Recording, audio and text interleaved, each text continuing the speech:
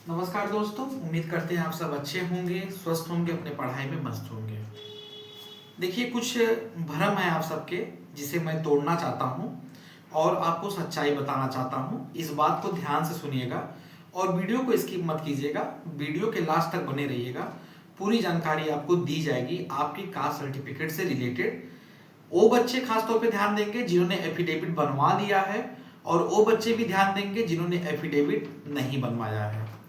देखिए, मैंने 2-3 वीडियो के माध्यम से आपको लगातार ये जानकारी दी कि अगर आपका कास्ट सर्टिफिकेट क्रूशुअल डेट का नहीं है, 1 अप्रैल 2025 से लेके 1 अप्रैल 2025 से लेके 23 अक्टूबर 2025 के बीच का नहीं है और आपने आगे के डेट में बनवाया है या इसके पहले के डेट में आपने बनवा के रखा हुआ है, तो इस चीज से आपको कैसे बचना है मैंने क्लियर कट आपको बताया था। रास्ता सब कुछ डिटेल में आपको समझाया हुआ है।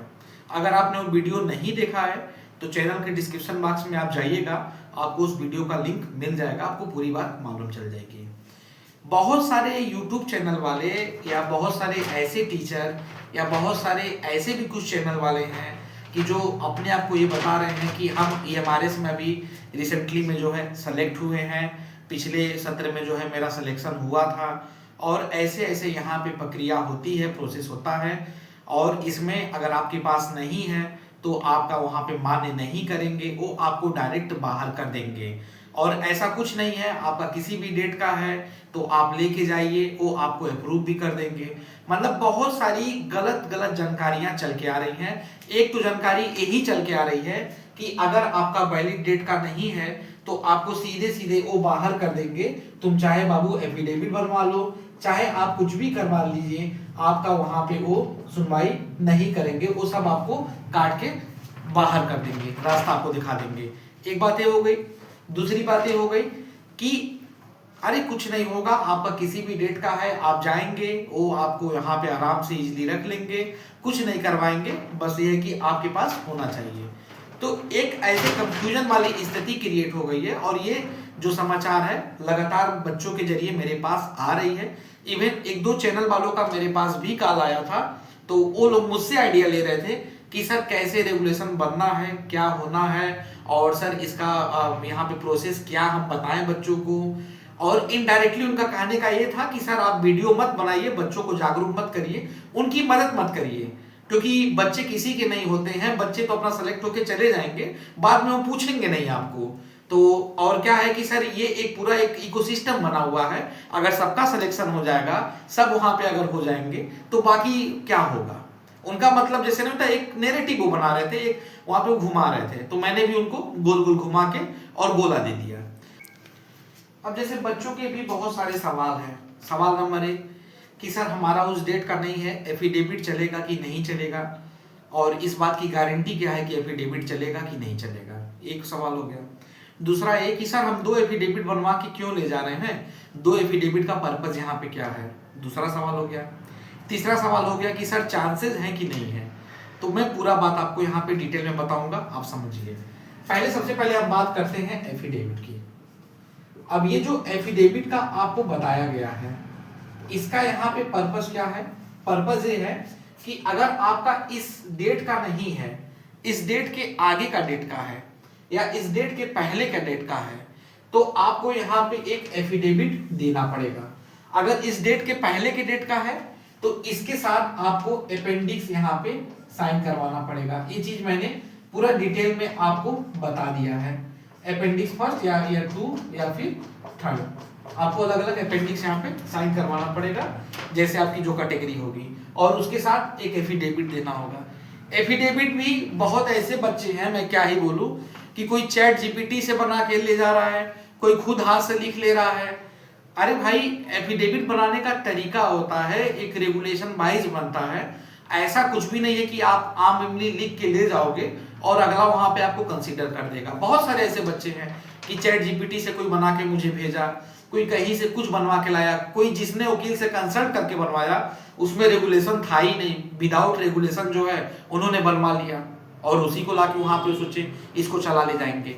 तो नियम जानो कि जो एफिडेविट आप दे रहे हो वो सेंट्रल गवर्नमेंट की वैकेंसी है, इसको एक रेगुलेशन के अकॉर्डिंग देना पड़ेगा। अब बहुत लोग मुझसे पूछेंगे कि सर रेगुलेशन क्या है, थोड़ा बताइए। तो रेगुलेशन क्या है कि ये एक मान के चलो कि एक कोर्ट का मैटर है और इसमें लायर आपको बताएगा कि रेगुलेशन क्या है और उसके अकॉर्डिंग वो लिखेगा। ना मैं आपको ओरल समझा पाऊंगा और ना आप समझ पाएंगे, यहीं से बाउंस कर जाएगा, तो उसको आप साइड कर दो। अब ये इतनी चीजें हो गई, मैंने आपको बता दिया कि इसके आगे का डेट का आपको क्या क्या करना है। अब बहुत लोग जो लोग सवाल उठा रहे हैं कि एफिडेविट चलेगा कि नहीं चलेगा, तो उसकी भी सच्चाई जान लो। एसएससी की भर्ती थी, एसएससी की भर्ती थी। एसएससी की भर्ती में क्या हुआ कि बहुत सारे ऐसे बच्चे थे कि जिनका जो कैटेगरी सर्टिफिकेट था वो आगे की डेट का था, उस डेट के दौरान का नहीं था। तो उन बच्चों को सीधे बोला गया कि आप जाइए एक सेंट्रल का एफिडेविट बनवा के लाइए रेगुलेशन वाइज और वो हमें ला के यहाँ पे सबमिट कर दीजिए। तो उन बच्चों ने एफिडेविट बनवा के लिए गए और उनका वहां पे सिलेक्शन वहां पे अप्रूव कर दिया गया। ठीक, एक वैकेंसी आई थी एम्स में आई थी, शायद आपको भी मालूम होगा, आई बड़ी पैमाने पे एम्स में भी एक वैकेंसी आई थी। और एम्स की वैकेंसी में भी यही हुआ था कि जिन बच्चों का उस डेट का नहीं था उन्हें बाद में कंसीडर किया गया था, किसके बिहाफ पे, एफिडेविट के बेस पे। और वो एफिडेविट का क्या था, रेगुलेशन के अकॉर्डिंग उनका बना हुआ था, जिसके वजह से फिर उन्हें वहां पे एक्सेप्ट कर लिया गया। ये ज्यादा पुरानी बात नहीं है, हमें लगता है आई थिंक साल 1.5 साल के आसपास का समय हुआ।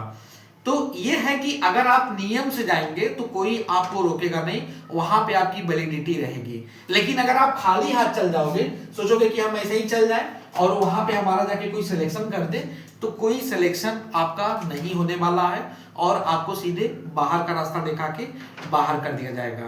तो कहीं भी अगर आप जा रहे हैं, किसी वैकेंसी में पार्टिसिपेट कर रहे हैं, तो उसके नियम कानून को पढ़िए, वहां पे फॉलो कीजिए। बहुत ऐसे भी कैंडिडेट आए, उन्होंने मुझे यहाँ तक बोल दिया कि अरे आप लोग पढ़े लिखे हो के भी आप लोग ऐसी ऐसी बातें कर रहे हैं, कहाँ लिखा है वैकेंसी में, आप मुझे दिखाइए। तो उनको सबूत दिखाना पड़ा कि भाई देखो कहाँ लिखा है। और 50 पेज का नोटिफिकेशन कोई भी बच्चा नहीं पढ़ पाता है, उतना उसका माइंड मेकअप नहीं करता है। और इतनी छोटी सी 0.1 की एरर आपका वही क्या होती है, सिलेक्शन खराब कर देती है। तो सिलेक्शन आपका होना है, काम आपको करना है, तो उस बिहाफ पे काम कीजिए कि जिसपे आपका काम बन जाए। मैंने आपको पहले ही बता दिया कि अगर इस डेट के दौरान का नहीं है, आगे के डेट का है या पीछे के डेट का है, तो उसका आपको विकल्प कैसे बनाना है, कैसे करना है। एक वीडियो नहीं, 3 वीडियो नहीं, 4 वीडियो के माध्यम से मैंने आपको बार बार बता दिया। और इस वीडियो में मैं ये भी बता दिया आपको कि ये क्यों एफिडेविट आप दे रहे हैं और ये एफिडेविट की वैल्यू वहां पे क्या होगी। एक एफिडेविट आप अगर अभी दे रहे हैं तो अभी आप उसको प्रमाणित कर रहे हैं, वेरीफाई कर रहे हैं कि अगर आपने लेट बनवाया।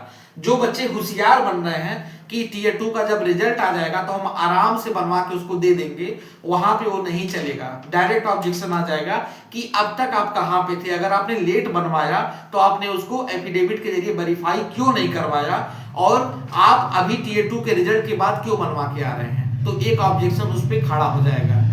दूसरा एफिडेविट आपका तब बनेगा जब आपके पास मेल आएगा डीबी का, ये भी मैं बता दूं, डीबी का जब आपके पास मेल आएगा तो उसके पत्रांक नंबर से वो बनेगा, उसके पत्रांक नंबर से बनेगा और उसको उस हिसाब से बनाना है कि पहला वाला भी एफिडेविट उसमें मर्ज हो जाए और इसमें भी रेगुलेशन ऐड करके बनवाना है।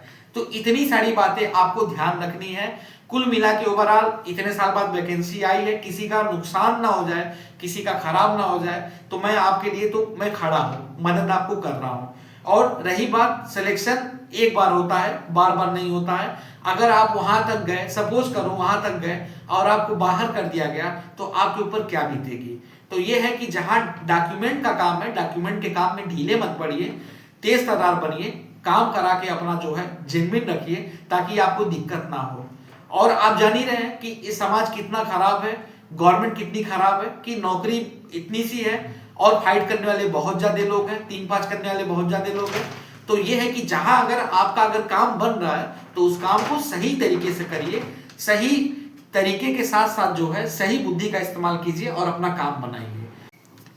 बाकी अगर आपको कुछ पूछना होगा या कोई समस्या होगी, अगर आपको एफिडेविट बनवाने में दिक्कत आ रही है या आप अभी समझ नहीं पा रहे हैं कि आपका किस डेट का है सर्टिफिकेट और आपको लगेगा कि नहीं लगेगा, एफिडेविट लगेगा कि नहीं लगेगा, क्या क्या प्रॉब्लम आ रही है, क्या फॉर्मेट लेके जाना है, तो आप मुझसे इस नंबर पे संपर्क कर सकते हैं। जरूर आपकी जो है समस्या का समाधान कर दिया जाएगा। बाकी अगर आप चैनल पे नए हैं तो कहना ना पड़े, चैनल को लाइक और सब्सक्राइब कीजिए ताकि और भी आपको अपडेट समय समय पे मिल सके।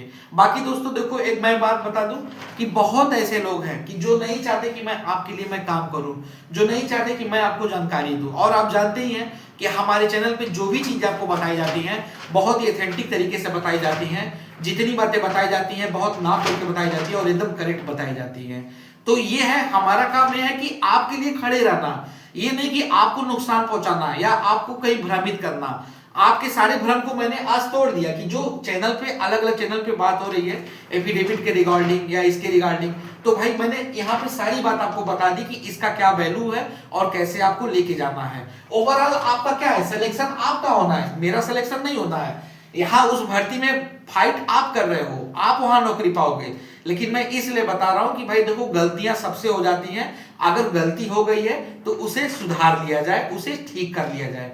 दूसरी बात दोस्तों कि देखिए, YouTube पे बहुत लोग आपको मिलेंगे तरह तरह की बात बताने वाले, लेकिन रियल कोई आपको बात नहीं बताने वाला है। तो मैंने आपको यहाँ पे रियल सारी बातें बताई हैं कि आपको विकल्प पे काम करना है। अगर आपके हाथ में चोट लगा है तो आपको उसका इलाज करना है, न कि आप सोचेंगे कि अपने आप चोट सही हो जाएगा, ऐसा चीज नहीं है।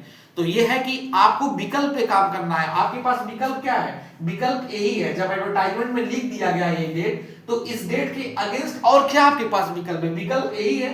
तो इसी विकल्प पे आपको काम करना है और सॉलिड तरीके से अपने पक्ष को मजबूत करते हुए वहां पे जाना है, अपनी बात को रखना है। तो यही था। तो चलिए आज के लिए इतना ही, बहुत बहुत धन्यवाद।